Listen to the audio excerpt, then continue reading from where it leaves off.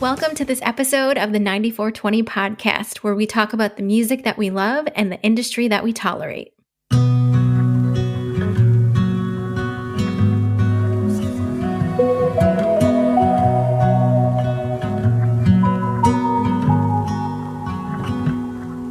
I was 3 gold stars next to my name on the blackboard. A grown-up kind of patient, making conversation by age 4. I wanted to be set apart, always tried to try too hard. I did the most and I met my goals, so I made more. I only wanted to be perfect. It was always just a little further. I wanted to be out of this world, bigger than anyone who was down on the earth. Different from everyone, so I made myself busy and filled every minute. But now that the planet and me have gotten some distance, and I'm out of this world, I think I'd rather be in it.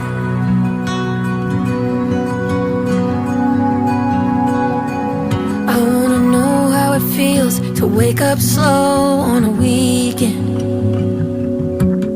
fill my cup with less coffee and more sleeping. Yeah, I wanna take my time, take it back from a thieving mind. Wanna do less doing and try a little more being.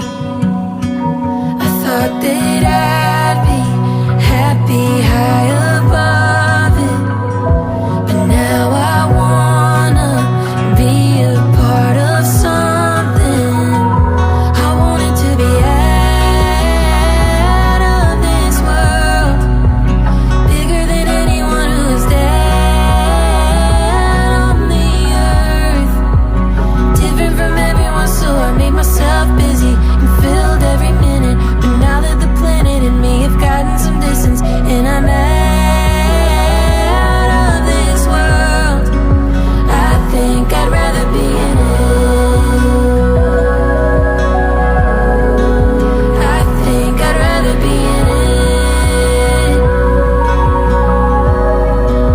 I think I'd rather be getting my hands dirty, feeling it all hurt me, living in a moment instead of in a hurry, watching it all happen, letting it be magic. I don't wanna fly right past it, trying to be out of this world, bigger than anyone who is dead on the earth. I wanted to be out of this world, bigger than anyone who is down on the earth. Different from everyone, so I made myself busy and filled every minute. But now that the planet and me have gotten some distance, and I'm out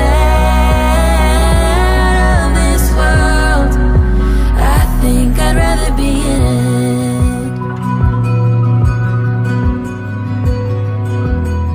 Now that I'm out of this world, I think I'd rather be in it. Hey everyone, welcome to this episode of the 9420 podcast. That was Out of This World by Stacey Kelleher. Hi Carl and Greg, how are you both doing? Hello, everybody. How you doing, Carl?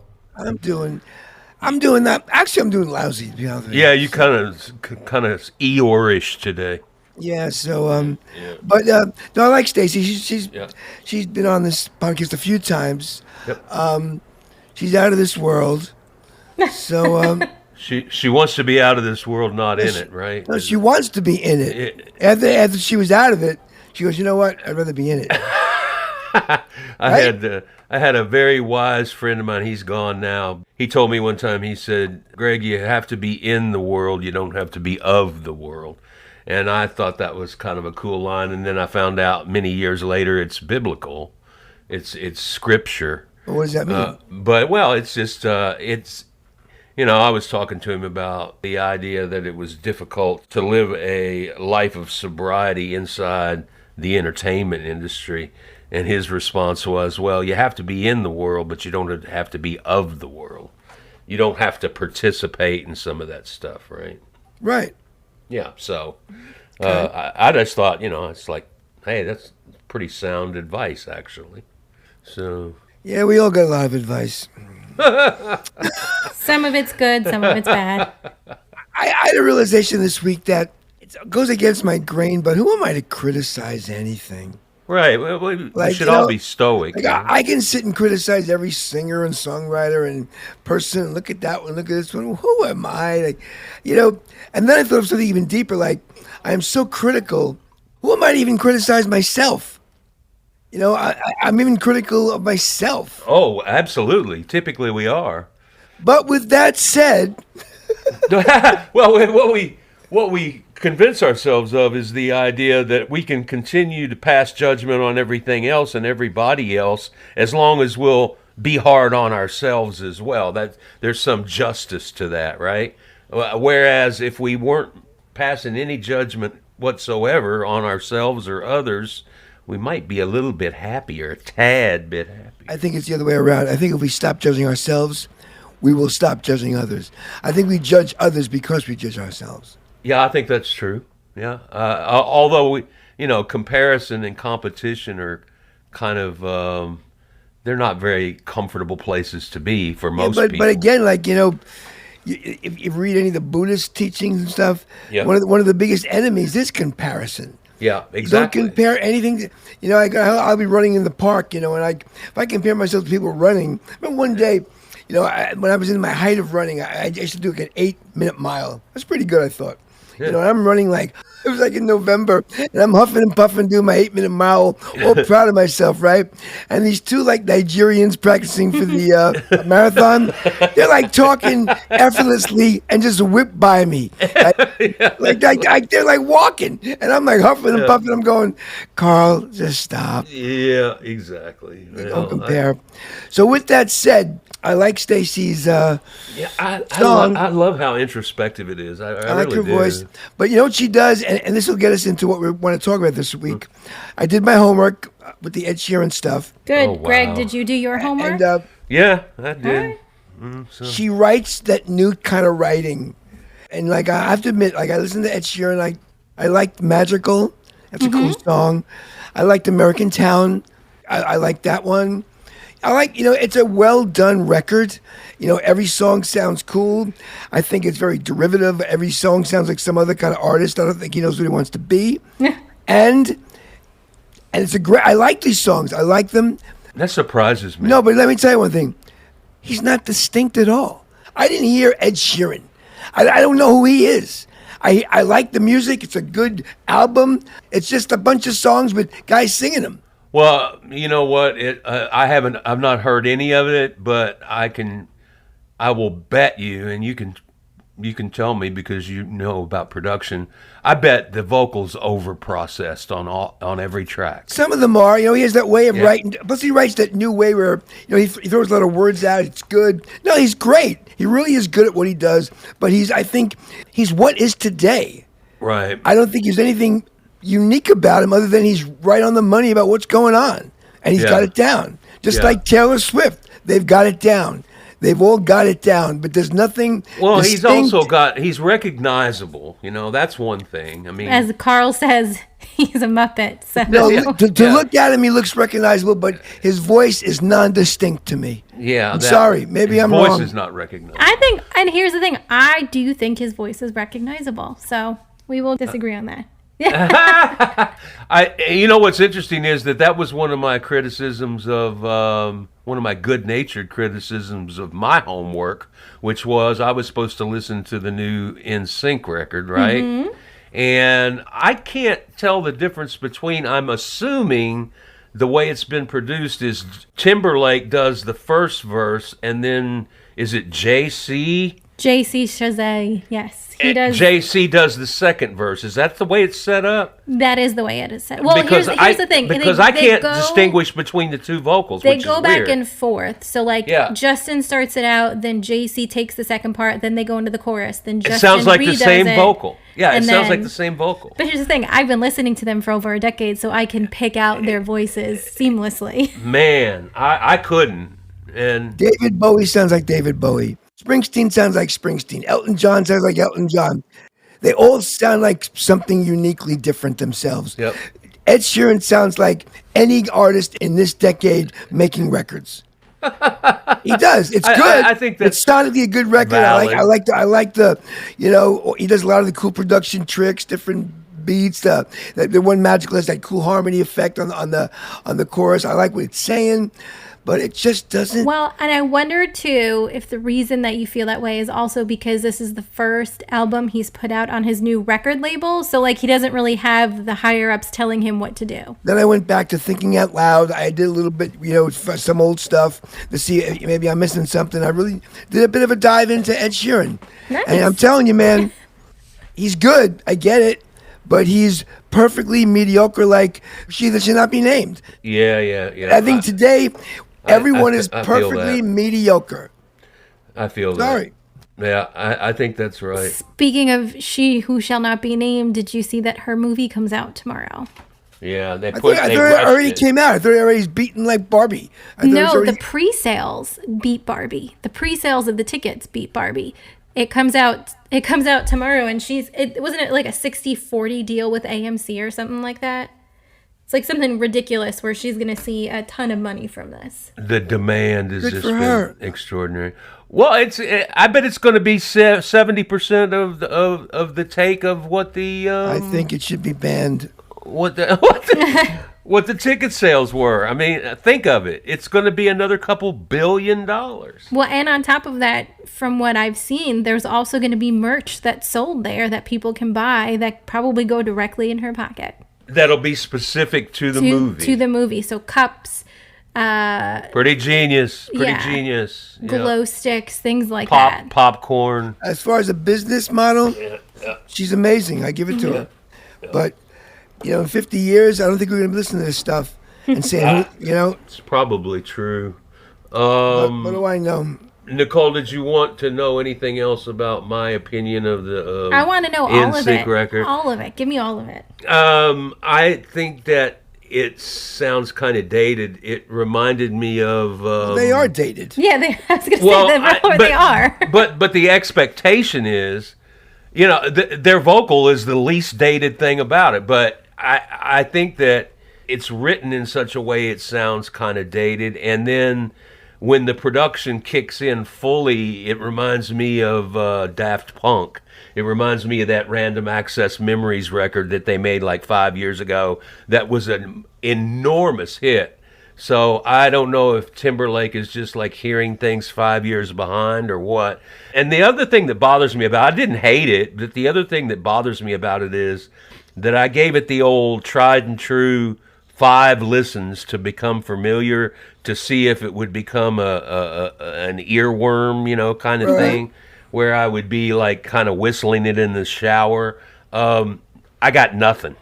I mean, I think the melody doesn't move enough for it to attract people on, in 3 to 5 listens, which is... I did that too. I drove around with the whole album on Spotify and let it just play out a bunch of times. And like I did, I said I like the magical song. Any melodies hit you over and over? Nah, not really. I like more just this vibe of it. And lest you think I'm just an old screw that doesn't know what he's talking about, my current obsession is a track that I heard one time and I had to hear it again. I don't even know the name of it, but it's Doja Cat. Oh, Doja Cat? Really? Yeah. So, I mean, that was so startling in its being an earworm that I heard it once and I'm like, I'm going to go listen to that again. That's interesting. I heard it in a reel from Instagram. That is interesting. Yeah. So, I don't know. I mean, I've always been kind of a Justin Timberlake fan, but I just think the guy's kind of, I think he was kind of hardworking for 5 years. Why do you give so much effort to people who work hard? So what? It's not about working hard. A lot of guys work hard that suck. Just because you work hard doesn't mean I got to hear it. I think the reason I give people so much credit for working hard is I know how fragile creative people are. And so you've talked about this before, the downtime like before shows is torturous. I think it's hard work to go out there and, when you step on stage, you've already worked 12 hours. You say that because you weren't an artist. I'm sorry. Hard work means nothing. I'm sorry. It means nothing. I think the opposite. I think it's hard work not to be on stage when you're an artist. I don't think you know what you're talking about, man. All right. Well, I don't even know what that even means. You've talked about it. It's like, You know how I gauge this stuff? Well, I know it just happened to see the other day too. Look at any video of Justin Timberlake, even in his heyday in the late 90s, whenever he was huge. And then I just saw the Motown 25th anniversary of Michael Jackson. I'm going, come on. Michael Jackson, whatever you think of him, was the real deal. The guy was pure. Where this guy is just all rip off and copy. And he works hard and learns how to do it all good, but he's got no soul. Well, what's the difference between rip off and influenced? What's the difference? Well, who am I to think? But I can see he's just doing practiced things. Like, you can see someone and then be influenced by it. But when you're just actually ripping them off and just doing these rehearsed dance lines because there's no real soul in what you're doing, I get no real feel for what he does. I don't feel it. It's an intuitive thing. I get it. I understand. But once again, it's like that thing where it's like, it's practiced to the extent that it looks natural, and so it looks natural to me. It's rehearsed. I watch Madonna. She looks rehearsed. Madonna is 100% rehearsed. I watch Lady Gaga. She's doing things to be outrageous on purpose. She's rehearsed. She's not like where Stevie Wonder, like when he used to do those. That's why when Stevie Wonder does those roles, just singing things. He's just feeling it. When Aretha did it, she's feeling it. But then all these stupid singers copy that and learn them. Learn these and they're just doing gymnastics. There's no feel to it. They're just doing because they learned how to do it. It's a muscle. And that's the difference. Interesting. Guys like that in Motown, they just did it. Even those... Yeah. I don't know, there's a different vibe. It's just a soulful, something's oozing out that I think I can feel and see that I don't get from a lot of these people today. I'm sorry, and that's my feeling. You've semi-convinced me because I do think there is this kind of vibe that you get off people as to whether or not they are authentic or the real deal or... it's not rehearsed, but it's just like being channeled or whatever the case may be. And I do think you got that from Michael Jackson. Okay, now I'll go out one step. I think Ed Sheeran has feel. I think he's the real deal in what he does. I just think what he does is a bit contrived and inauthentic and a little nondescript for me. But I think it's more real from him. I buy him. I don't buy any Lady Gaga when she's at the piano doing all her. I just think she reeks of insincerity to me. I'm sorry. I've seen her trying to be real, even on talk shows when she talks. I don't know. I buy you too. I think Bono's real. He might be a little full of himself and stuff, but the edge, I buy them. I didn't buy Coldplay. Because I thought that, and stuff like that. Maybe who am I to be the arbiter? No. I think I'm feeling you. But that's how I judge stuff, by what the vibe I get from them. Like sometimes, I think that was the problem Billy Joel got. Even though I think Billy Joel was a great craftsman, he was just too much of a technician for what he did, and some soul was lacking. But still, as opposed to Elton John, you know what I mean? Yeah. So stuff like that, but. And who am I to get that? That's just my own opinion. Again, who am I to say anything? It's just my stupid opinion. I mean, it's like. And that's how I gauge music. I don't care how hard they work. I just think that the work associated with being a creative person, the work associated with being a known creative person, I think people have no concept. It's like a 15-hour-a-day job to be a pop star. It's a 20-hour-a-day job to be a pop star. So what? You're making tons of money. Well, I don't know. Not so much anymore. you can be a well-known pop star and you know, kind of making a couple $100,000 a year. I think that anybody that does this, you know, you might be saying that people can, if people are truly talented, how long it takes them to get there, or how much they have to do before they step foot on stage to show you what they were given as a talent. That might be inconsequential to them, but I think that, you know, I think a canceled flight with a major airline is just as much of a pain in the ass and work for a pop star as it is for somebody who's schlepping, you know, some kind of software. I get what you're saying. Yeah. But so what? Yeah. Who cares if it's hard? You know, perfect example. The first night I played at the Bluebird. I remember this. It was snowing. JFK had got canceled. In order to make the gig, I luckily took a train from Grand Central to Philadelphia and caught a flight out of Philadelphia to Nashville to make that gig. Do you remember that? I do. I vaguely remember, but I didn't realize that you went all the way to Philadelphia to get. Yeah, and like but who cares? Because and the thing is, I loved it. It's part of what we do. Matter of fact, I look back on my touring and playing out.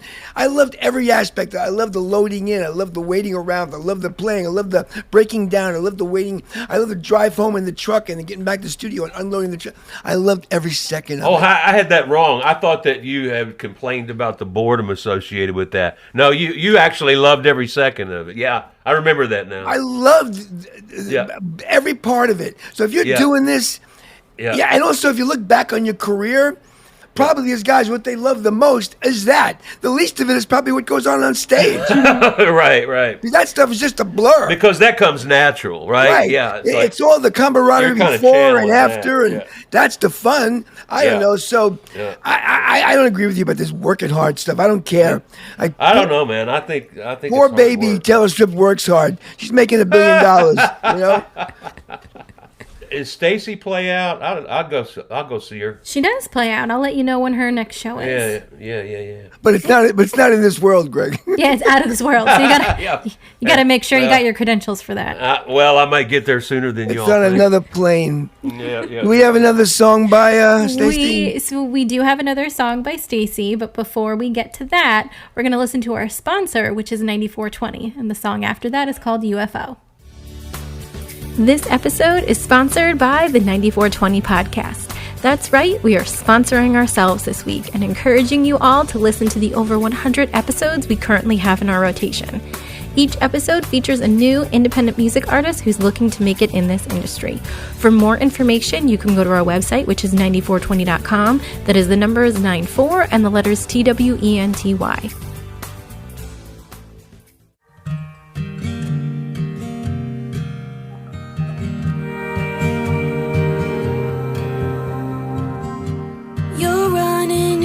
Through my hair, we're nothing but perfect.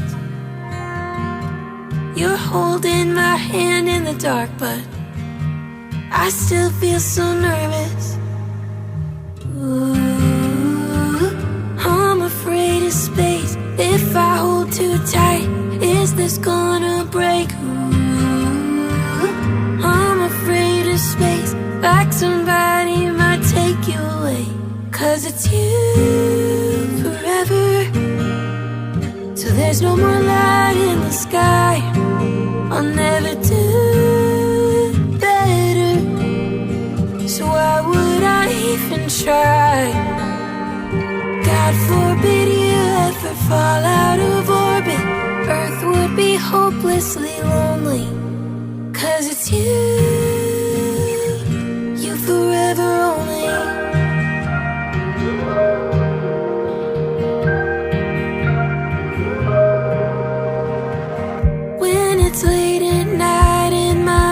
Lost, I start looking for signs. I turn written in the stars into star-crossed. I forget that we're fine. Ooh, I'm afraid of space. If I hold too tight, is this gonna break? Ooh, I'm afraid of space, like somebody might take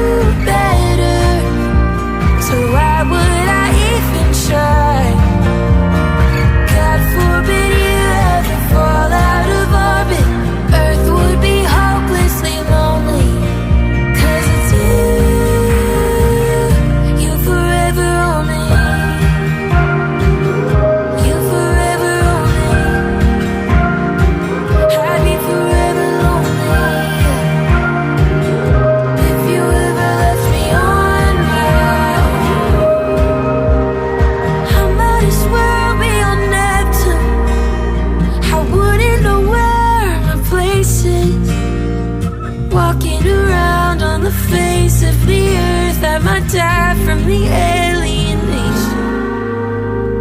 You forever, till there's no more light in the sky. I'll never do better. So why would I even try? 'Cause it's you forever, till there's no more light in the sky. I'll never do better. So why would I even try? God forbid you ever fall out of orbit. Earth would be hopelessly lonely. 'Cause it's you forever only.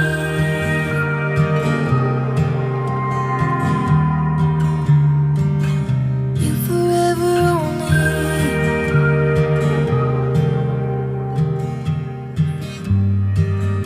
You forever only. I like that. I like that play on words. Right. I Well, think- UFO, like it's Yeah, an acronym. UFO, you forever only. Right. I'll tell you, I mean, it's like, I don't think I've ever heard something that she does that I didn't think, oh, I'll listen to this. You know?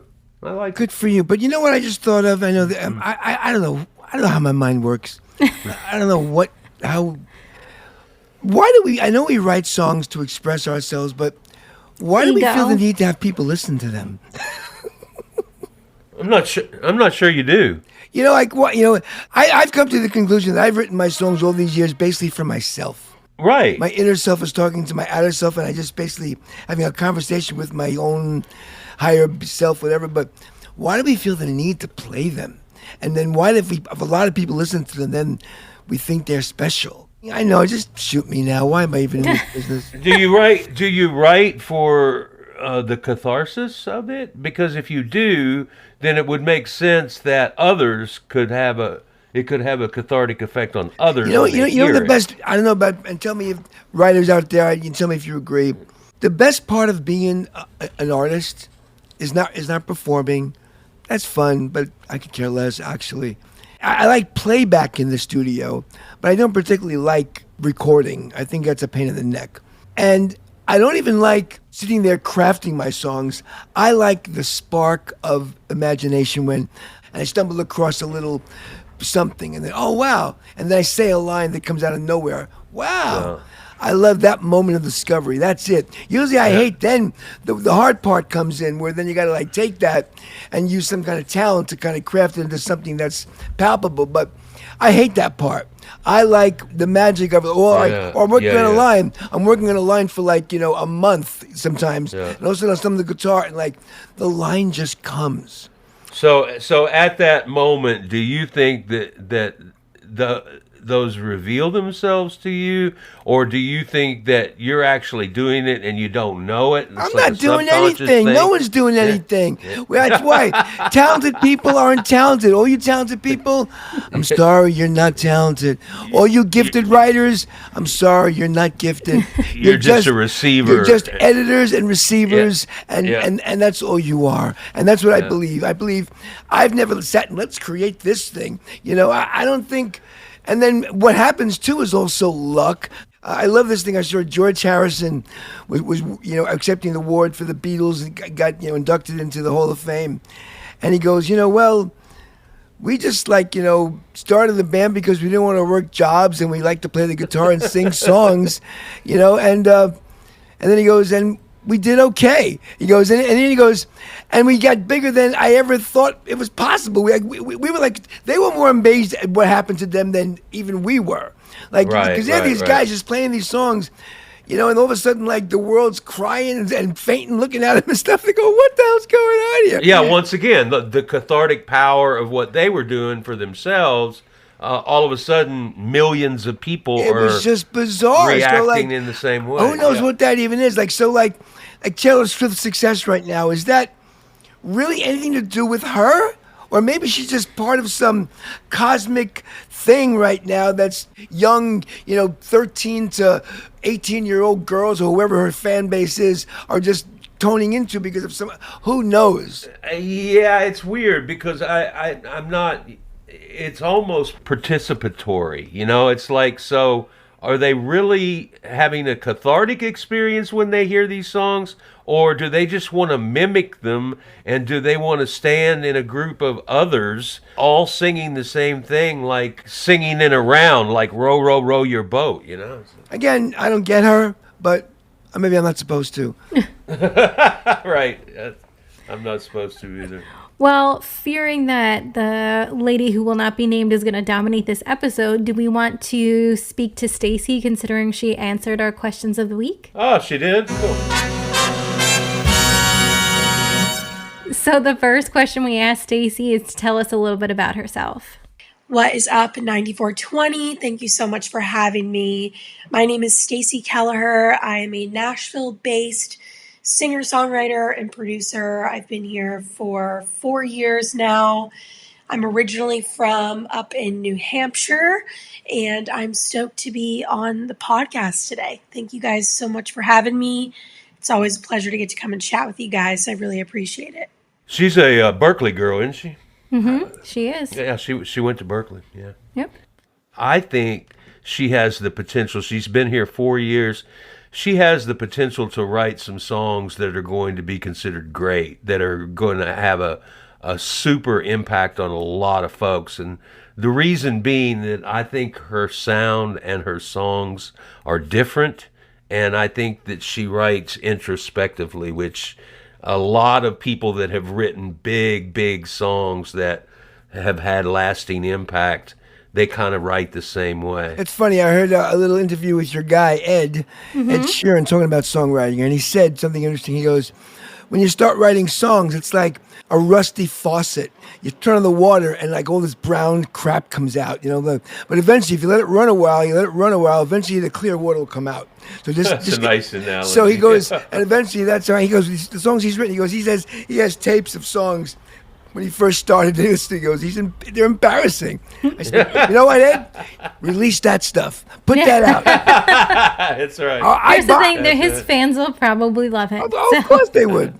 Anyway, so what else? So the next question we asked Stacey is, what music artists have influenced your career so far? I have been inspired by a wide variety of artists. I really draw from so many different genres. I would characterize my music as indie pop, but lately I've been really drawing from country music. So I love Casey Musgraves, I love Megan Maroney, I love Maren Morris, and I grew up on country music too. So that genre has always been really near and dear to my heart. But also I draw from pop, I draw from rock.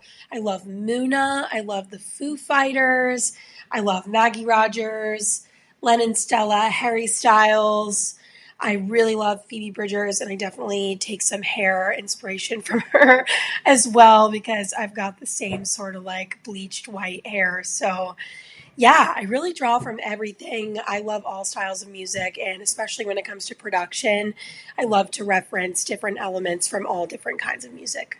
I agree with her. That's another thing too. We should take this question out. You know why? Why? Because everyone is influenced by everything they've ever heard. Some people don't want to listen to something, and they consider what they do to be completely unique. Well, they're lying. They're not. Well, I don't know. I'm influenced by everything I've ever heard. Burt Bacharach, Miles Davis, anything I've ever heard musically in my with however long years I've listened to music, it's part of it. Anyway, don't we have one more super duper last question, Nicole? We do. Thank you so much, Carl, for teeing that up. Carl's going to throw these questions out. What could that be? Carl's doing the questions next week, by So God. that question is, what is one service not currently offered to indie music artists that need to be? I think that something in between doing everything completely independently on your own and having a manager or some sort of representation. I know there's a lot of different services that do like artist coaching and artist consulting, but I still really think that area is really, really underrepresented. I feel like there's so many artists that could really use just a helping hand along the way. And I feel like a lot of the times it's just having somebody to do some of that extra stuff for you, whether it's running your ads on social media or helping to book a tour or having somebody that you can call to help you sell your merch at your shows. I feel like having a service that really kind of filled in some of those gaps would be super, super helpful. What is she talking about? There's millions of those people around. Yeah, You're but I getting- think maybe she wants an all-in Not specialized. one. Yeah. Not specialized. Everything is so digital. But you know what I think it's time for? to go. To go, yeah. To leave. Especially because both of you are going to die on these hills. And Die on the Hill is the last single by Stacey Kelleher that we have to listen to. Look at her trying to connect everything. Yeah. She's something else. Go ahead. Get us out. All right, everyone. Thanks so much for listening to this episode of the 9420 podcast. Make sure you listen all the way through because we have one more single from Stacey called Die on the Hill. For everything that we spoke about, you can go to our website, which is 9420.com. That is the numbers 94 and the letters TWENTY. Until next time, we'll talk to y'all later.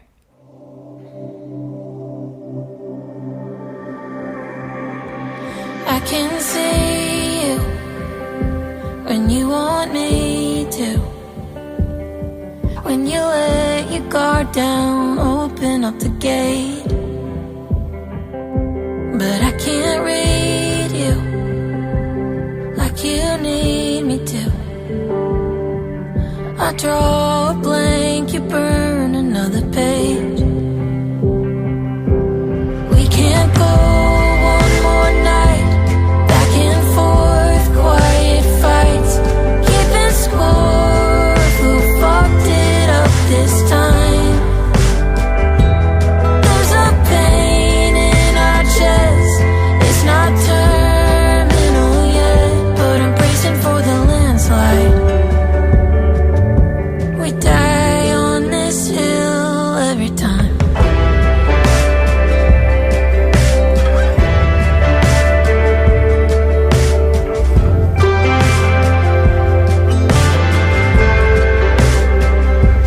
Have you noticed in the mornings the sun's been hiding underneath our bed? And if it finds you, would it blind you? Shining through the clouds over your head. We can't go one more night. Back and forth, quiet fights, keeping score of who fucked it up this time. There's a pain in our chest, it's not terminal yet, but I'm bracing for the landslide. 'Cause we die on this hill every time.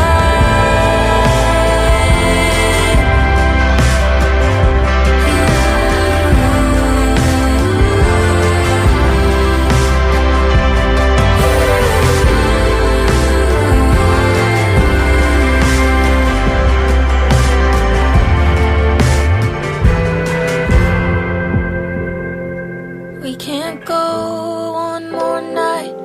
Back and forth, quiet fights, keeping score of who fucked it up this time.